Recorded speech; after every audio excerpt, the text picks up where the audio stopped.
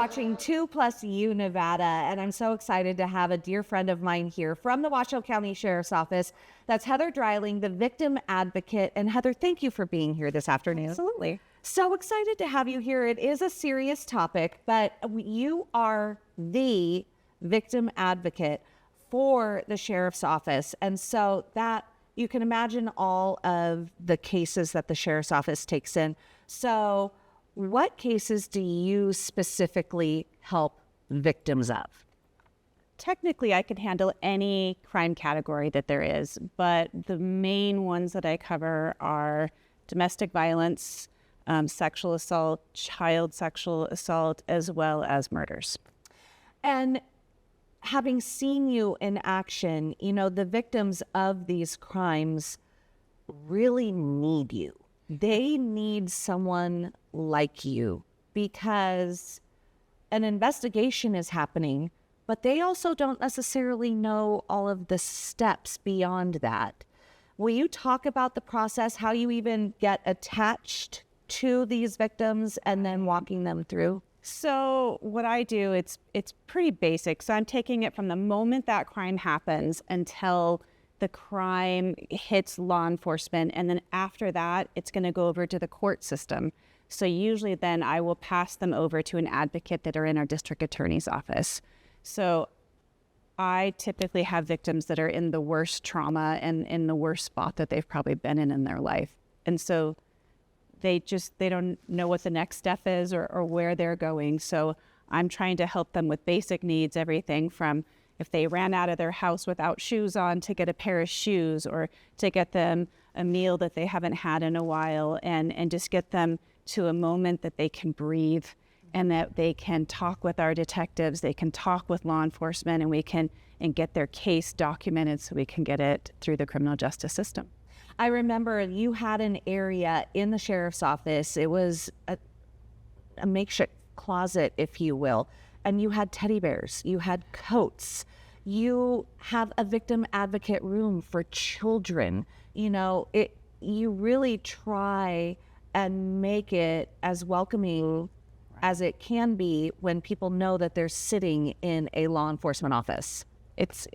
We have what we call a family room, and it looks very similar to this. It's got couches and chairs and a TV and great things, but we're actually pretty excited. The Katie Grace Foundation is going to help us renovate that room and just give it a wonderful facelift. So we're hoping to have that done in the next month. So what fantastic news! Oh my gosh! Yeah. So it's going to be a lot more comfortable for victims, but it's just a little piece of quiet within the sheriff's office. It's tucked away behind the elevators, and there's couches, and we can give them a drink, we can get them a snack, we can coffee, and they can just use the phone, make a phone call, talk to whoever they need to for what is happening in their life at that moment.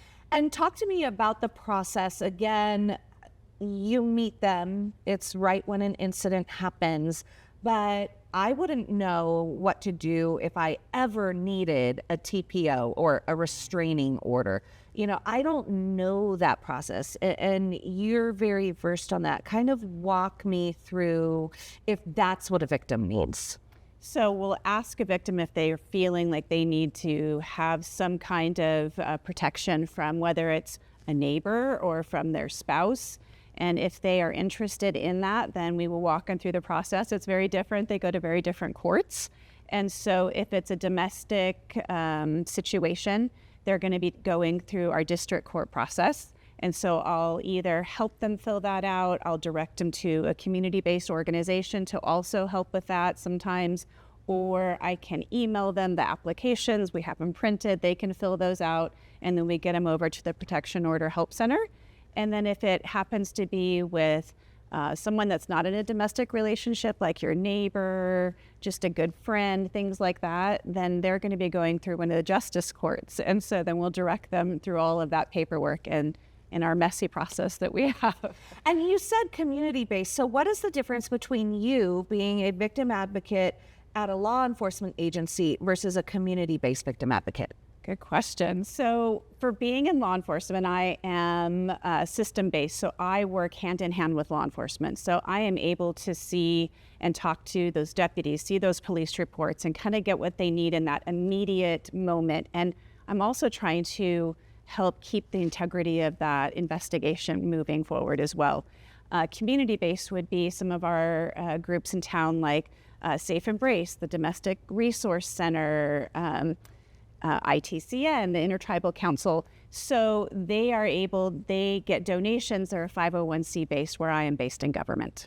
Okay, and it's so important that people know that you are there at the sheriff's office. Just, would you tell anyone if they're in a crime, no matter what region they are in, to just say, hey, I need an advocate? Absolutely. And we have advocates at the sheriff's office. If your crime happens in the city of Sparks or the city of Reno, both of those law enforcement agencies also have advocates. And so we all are a pretty tight-knit group, and we try to make sure that we get you to the right place that you need to be to get the resources that you really are in need of. Well, Heather, you're doing the good work.